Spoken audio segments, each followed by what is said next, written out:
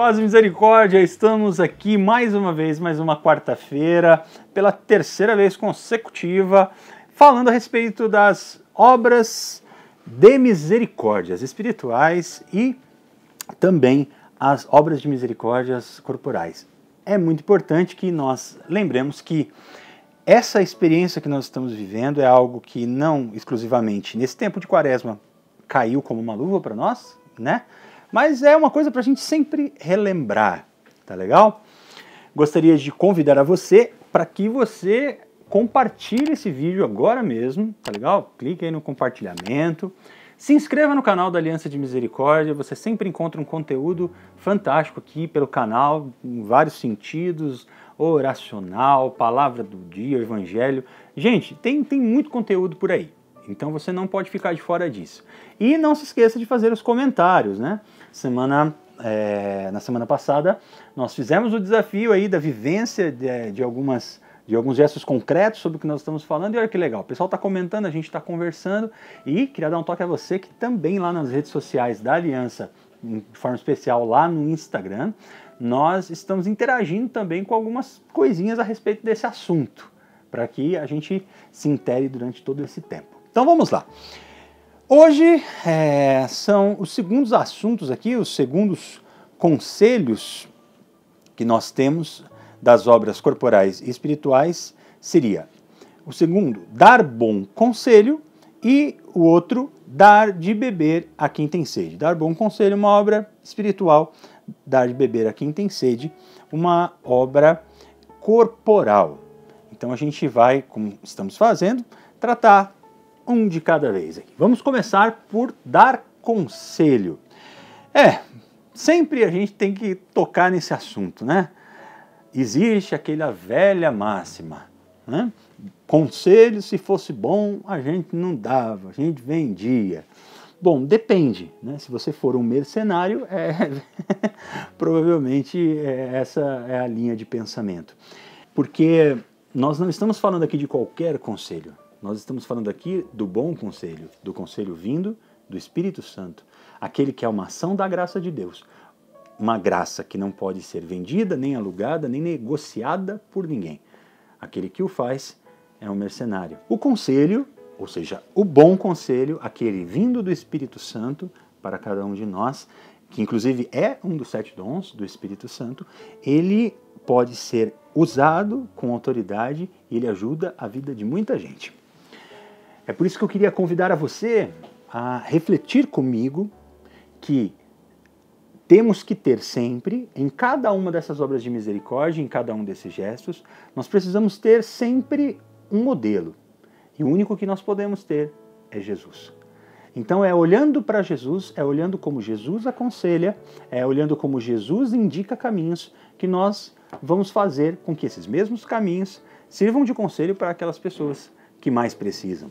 O conselho, para ele ser válido, vamos dizer assim, para ele ser um bom conselho, para ele ser uma obra de misericórdia, ele necessariamente precisa partir de algo bom, que é o próprio Cristo, que é bom por excelência, que é Deus que é bom por excelência. Só Deus é bom. E nós sabemos que só Deus é bom como? Exatamente por aquilo que o próprio Jesus nos ensina, né? Quando ele está naquele diálogo com aquele jovem, o que ele diz? Só Deus é bom. Tem algumas pessoas que fazem alguma bagunça, falando que isso quer dizer que Jesus não é Deus. Não. Ele só estava dizendo que, na verdade, ele era Deus e que só Deus é bom e que ele era bom, né? Então, mas não estamos aqui para fazer interpretações exegéticas. Esse não é o nosso fim aqui, né? Então, o que acontece? Nós temos que entender de onde partir para ter um bom conselho. Nós já sabemos que o espelho é Jesus e Deus que é plenamente bom. Ele que é totalmente bom. Mas nós podemos partir também ali de Mateus 19, 16 e 17, que é o quê? O decálogo, né? Que é o critério que nós podemos seguir do bom conselho, que parte de que princípio? Da lei de Deus, dos 10 mandamentos. Então, quando aquele jovem se aproxima de Jesus e pergunta o que é necessário, o que ele fala? Viva os mandamentos. Né?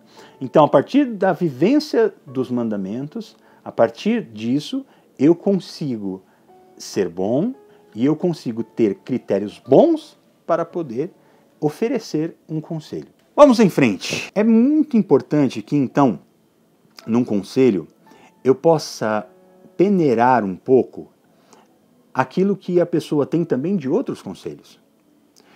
Porque, para pensar comigo, se uma pessoa veio te pedir conselho, significa que provavelmente ela está numa situação difícil, que ela não sabe lidar.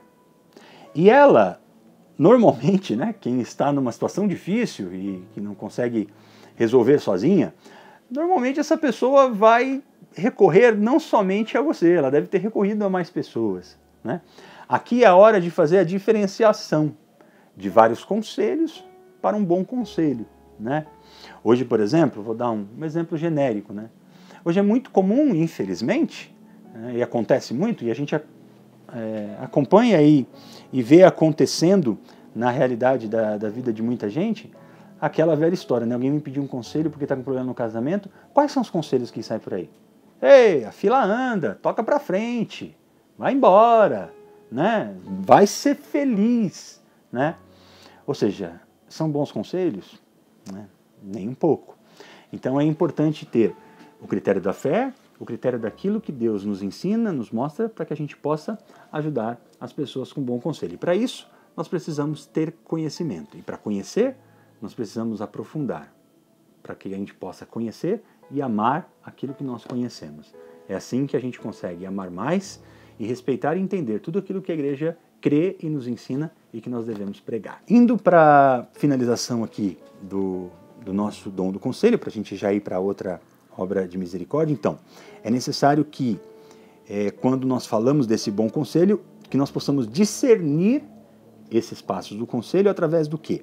Da nossa integridade, da retidão que nós colocamos em toda aquela realidade e do fato, do desejo de querer efetivamente o bem da pessoa. Por isso que um conselho, ele nunca pode ser aquilo que a pessoa quer ouvir. Ele nunca pode ser aquilo que somente está ali para agradar. Ele precisa ser aquilo que está efetivamente para ajudar. Agora, ao nossa segunda obra de misericórdia, nesse momento, a obra de misericórdia corporal, que é dar de beber a quem tem sede. Né? Queria que você pegasse comigo aí, para que a gente pudesse brevemente essa passagem de Mateus 10, no versículo 42. Passagem muito conhecida, muito bonita, que introduz esse nosso momento aqui. Ó. Todo aquele que der, ainda que seja somente um copo de água fresca a um desses pequeninos, porque é meu discípulo, em verdade eu vos digo, não perderá a sua recompensa. É óbvio que aqui também estamos falando, Jesus está falando aqui dos discípulos, dos apóstolos, aqueles que são recebidos em vista da sua própria missão, em vista da missão geral, né?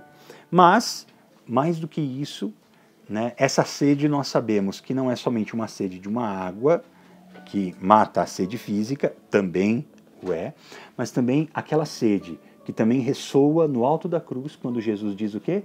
Tenho sede. Né? Deus tem sede, sede da humanidade, sede de mim, sede de você. Né? Deus tem sede de ter o seu povo, de ter os seus filhos debaixo, né? Debaixo das suas asas, como outrora ele dizia, né? Jerusalém, se soubesses, né? Queria ter vocês tudo aqui assim, ó, bem, muito pertinho de mim.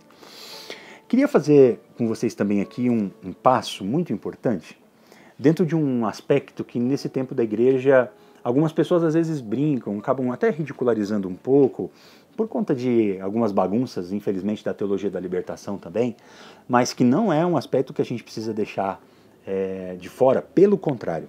E aqui eu quero trazer para vocês um texto da Laudato Si, que eu faço questão de ler, que o Papa Francisco colocou, do patriarca ecumênico Bartolomeu. Ele é patriarca da Igreja Ortodoxa de Constantinopla. E esse texto está dentro da Laudato Si, né? Que é esse documento tão importante da Igreja que nos fala a respeito do cuidado com nossa casa comum. Né? Diz assim, olha só, o patriarca Bartolomeu tem se referido particularmente à necessidade de cada um se arrepender do próprio modo de maltratar o planeta. Por quê? Todos, na medida em que causamos pequenos danos ecológicos, somos chamados a reconhecer a nossa contribuição, pequena ou grande, para a desfiguração e a destruição do ambiente. Sobre este ponto, ele pronunciou-se repetidamente de maneira firme e encorajadora, convidando-nos a reconhecer os pecados contra a criação. Quando os seres humanos destroem a biodiversidade na criação de Deus, quando os seres humanos comprometem a integridade da Terra e contribuem para a mudança climática, desnudando a Terra das suas florestas naturais e destruindo as suas zonas úmidas, quando os seres humanos contaminam as águas, o solo, o ar, tudo isso é pecado. Papa Francisco dizendo, gente, tudo isso é pecado. Por quê? Um crime contra a natureza é um crime contra nós mesmos e um pecado contra Deus. Laudato Si, número 8. Algumas pessoas, quando tratam o tema aqui, né, de dar de comer, quando vão falar sobre esse assunto, juntam esses temas. Eu quis tratá-los separados exatamente por esse motivo. Porque também aqui existe uma responsabilidade de vida que nós temos. Não estou defendendo aqui uma teologia ecológica, falando que a gente precisa parar de adorar Jesus na Eucaristia e abraçar as árvores. Tá bom? Não estou dizendo isso aqui. O que eu estou dizendo é que essa preocupação com o meio comum, né, com a água que nós bebemos, tem muitas pessoas na humanidade que não têm a possibilidade de ter um copo de água fresca como esse que eu tenho aqui na minha mesa agora. Existem muitas pessoas, e nós temos a nossa missão da África, e nós vemos esse sofrimento acontecendo lá, que não conhecem um copo de água que é translúcido, porque a água é barrenta e é água que eles têm que tomar.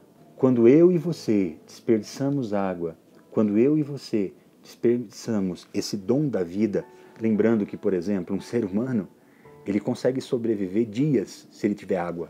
Ele pode sobreviver sem alimentos, mas se ele tiver água, ele consegue sobreviver muitos dias, mesmo sem alimento. Sem água, não consegue. Então isso é uma responsabilidade cristã também. Então dar de beber a quem tem sede também inclui a responsabilidade que nós temos com o meio ambiente. Vamos às nossas liçõezinhas de casa, então, para nós encerrarmos o nosso vídeo de hoje. Então, nós vamos ter mais 2 responsabilidades que a gente vai partilhar ao longo dessa semana. A primeira delas, rever as minhas práticas de cuidado com a natureza. Não deixar a torneira aberta na hora de escovar os dentes, tomar o banho mais curto, cuidado no lavar a louça, aquela coisa toda que a gente sempre sabe que é importante para preservar o meio ambiente. Não jogar papel no lixo, no chão, né? Bom, aquela coisa toda. A segunda, observar a oportunidade de dar um bom conselho a alguém. Se você perceber que de repente tem uma pessoa que está duvidosa, está passando por alguma dificuldade, alguma coisa do tipo assim, aproveita a oportunidade, dê a ela um bom conselho. Dê a ela um bom conselho, fazendo com que ela entenda que Deus está do lado dela e ela vai conseguir aderir a esse bom conselho. Estamos juntos e continuamos juntos. A semana que vem, na próxima quarta-feira, são as terceiras obras de misericórdia. Nós vamos falar sobre corrigir aqueles que erram e vamos falar sobre dar pousada aos peregrinos. É muito interessante, é muito legal. Se eu fosse você, não perdia não. Tamo junto, muito obrigado. Deus abençoe.